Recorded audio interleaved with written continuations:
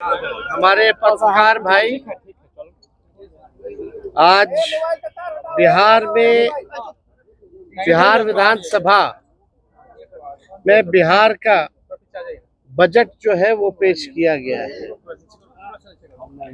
और ये सरकारी पन्नों पर झूठ और जुमलों की स्याही से लिखा हुआ भाषण जो है माननीय उप मुख्यमंत्री सम्राट चौधरी जी ने पढ़ा है, मगर इससे जमीनी सच्चाई कुछ और है, वास्तविकता कुछ और है।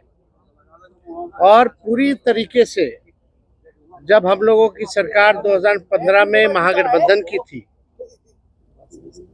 उस जमाने से ही ये बात पुरानी बातें दोहराई गई है। हर ब्लॉक में स्टेडियम बनेगा। शायद इनको स्टेडियम की परिभाषा समझ में नहीं आती है।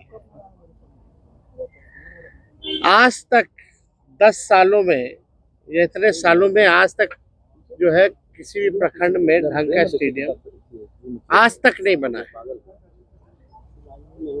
वही पुरानी बातें जो 5 घंटों में जो है पटना पहुंचेंगे, 4 घंटों में पहुंचेंगे, लेकिन स्थिति क्या है? पुल पुलिया टूटता रहता है, भ्रष्टाचार का भेंट चढ़ता रहता है।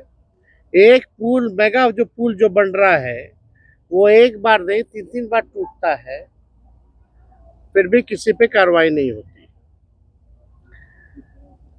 हम लोगों को बिहार की चिंता है और इन लोगों को सरकार बचाने की चिंता है। हम लोगों को लगा कि इस आखिरी बजट में जो इस मौजूदा सरकार जो एनडीए की सरकार है नीतीश कुमार जी के नेतृत्व में, ये इन लोगों का आखिरी बजट है। अब ये लोग दोबारा सत्ता में आने वाले लोग नहीं। आखिरी बजट में हम लोगों ने कल मांग भी की थी कि 200 यूनिट फ्री में बिजली किया जाए, किसानों का जो ऋण है वो माफ किया जाए, उनको फ्री में बिजली उपलब्ध कराया जाए। माई बहन मान योजना के तहत कम से कम 65% ऐसी महिलाएं जिनको खून की कमी है। बिहार प्रदेश में सबसे ज्यादा बौनेपन के शिकार जो होते हैं बच्चे हो रहे हैं पूरे देश में। इनको कम से कम 2,500 रुपया प्रति माह जो है वो दिया जाए। हम लोगों की मांग थी कि गैस सिलेंडर को जो है 500 रुपया कर दिया जाए। वृद्धा पेंशन, विधवा पेंशन, दिव्यांगों का पेंशन 400 से बढ़ा करके ये 1500 रुपए कर दे। लेकिन इसमें कहीं भी इस मौजूदा बजट में इस एनडीए की सरकार ने ध्यान नहीं दिया। लेकिन आखिर कब तक नहीं करेंगे? हम लोग हमेशा इस लड़ाई को लड़ेंगे और इनसे जो है नाक रगड़वा करके भी करवाना पड़े तो महिलाओं के खाते में उनको आर्थिक न्याय दिलवाने का काम हम लोग जरूर करेंगे। आप बताइए, 3,17,000 करोड़ का बजट इन्होंने बताया है भाई। 3,17,000 करोड़ का। टेक्निकल हम बात अगर पूछे तो सरकार को रेवेन्यू तो आ ही नहीं रहा, राजस्व तो मिल ही नहीं रहा, तो ये अचानक से 3,17,000 कैसे पहुंच गया? जब बिहार को रेवेन्यू ही नहीं आ रहा है तो ये 3,17,000 कैसे पहुंच गया? बात है कि ये इन्फ्लेटेड बजट है। बढ़ा चढ़ा करके अगर बोलना ही था तो 3 लाख का, ये लोग 5 लाख बोल देते हैं, 5 लाख करोड़ करेंगे। तो इसका कोई मतलब नहीं है।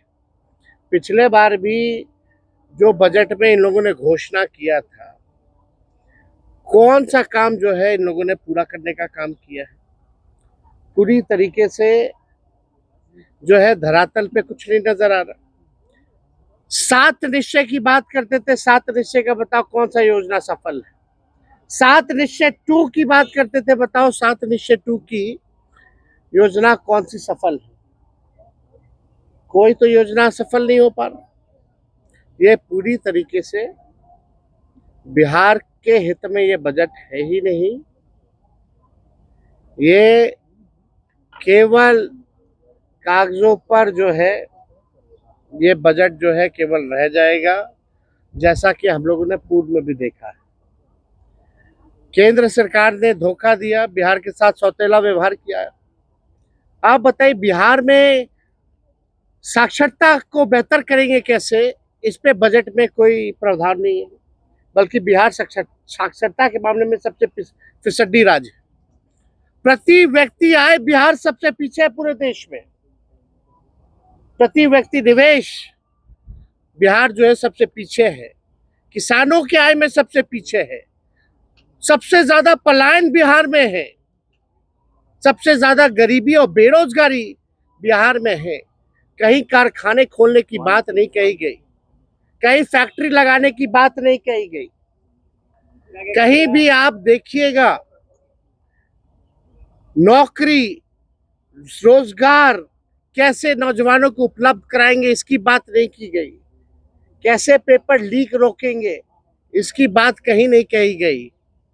पूरी तरीके से लॉ एंड ऑर्डर के बारे में कोई चर्चा नहीं, बल्कि अपराधी जो है आजकल प्रशासन के लोग जो है वो असुरक्षित महसूस कर रहे हैं। पुलिस कर्मियों को जो है मारा जा रहा है, कभी कौन माफिया मार दे रहा है, सर फोड़ दे रहा, कभी गोली चला दे रहा। पुलिस का मॉडर्नाइजेशन कैसे हो इसके बारे में कोई चर्चा इस बजट में नहीं है। पलायन को हम कैसे रोकेंगे इसके बारे में कोई चर्चा नहीं।